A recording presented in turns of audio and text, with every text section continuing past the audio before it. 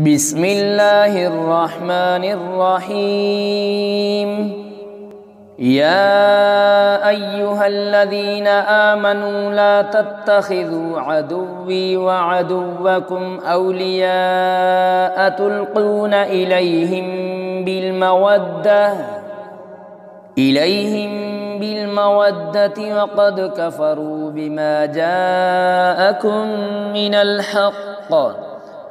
يخرجون الرسول وإياكم أن تؤمنوا بالله ربكم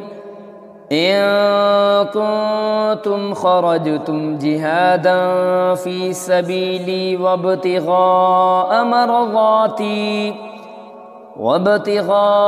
مرضاتي تسرون إليهم بالمودة وأنا أعلم بما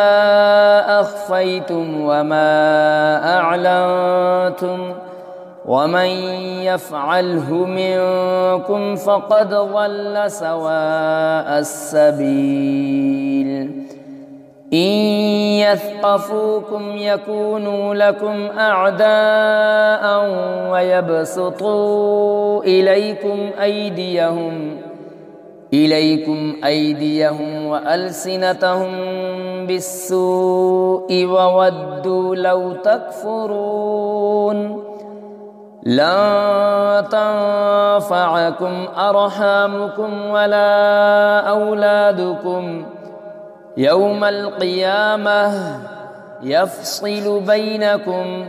والله بما تعملون بصير. قد كانت لكم أسوة حسنة في إبراهيم والذين معه إذ قالوا لقومهم إنا براء منكم ومما تعبدون من دون الله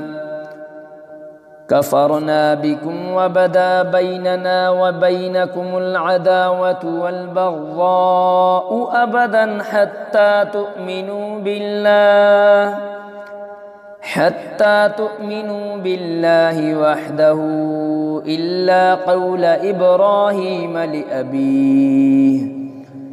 إبراهيم لأبيه لأستغفرن لك وما أملك لك من الله من شيء ربنا عليك توكلنا وإليك أنبنا وإليك المصير. ربنا لا تجعلنا فتنة للذين كفروا واغفر لنا ربنا إنك أنت العزيز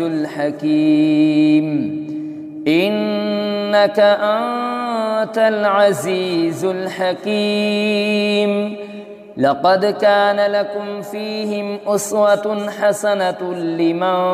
كان يرجو الله واليوم الآخر ومن يتول فإن الله هو الغني الحميد. عسى الله أن يجعل بينكم وبين الذين عاديتم منهم مودة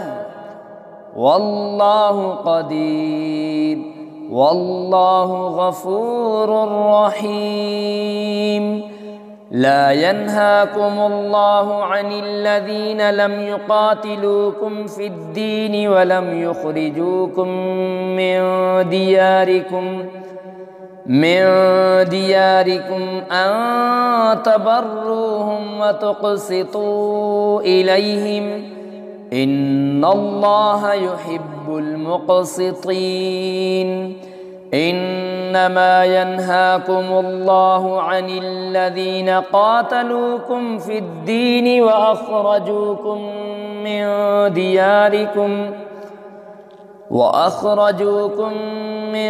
دياركم وظاهروا على إخراجكم أن تولوهم ومن يتولهم فأولئك هم الظالمون. يا أيها الذين آمنوا إذا جاءكم المؤمنات مهاجرات فامتحنوهن الله أعلم بإيمانهن فإن علمتموهن مؤمنات فلا ترجعوهن إلى الكفار لا هن حل لهم ولا هم يحلون لهن وآتوهم ما أنفقوا ولا جناح عليكم أن تنكحوهن إذا آتيتموهن أجورهن ولا تمسكوا بعصم الكوافر واسألوا ما أنفقتم وليسألوا ما أنفقوا ذلكم حكم الله يحكم بينكم والله عليم حكيم وإن فاتكم شيء من أزواجكم إلى الكفار فعاقبتم فآتوا الذين ذهبت أزواجهم مثل ما أنفقوا واتقوا الله الذي أنتم به مؤمنون يا أيها النبي إذا جاءك المؤمنات يبايعنك على ألا يشركن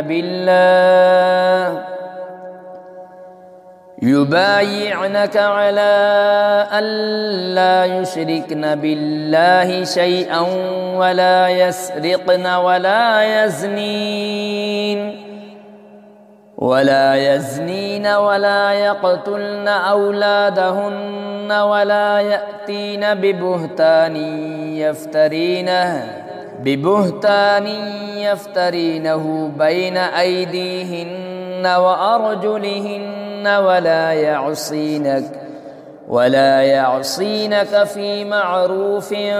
فبايعهن واستغفر لهن الله إن الله غفور رحيم يا أيها الذين آمنوا لا تتولوا قوما غضب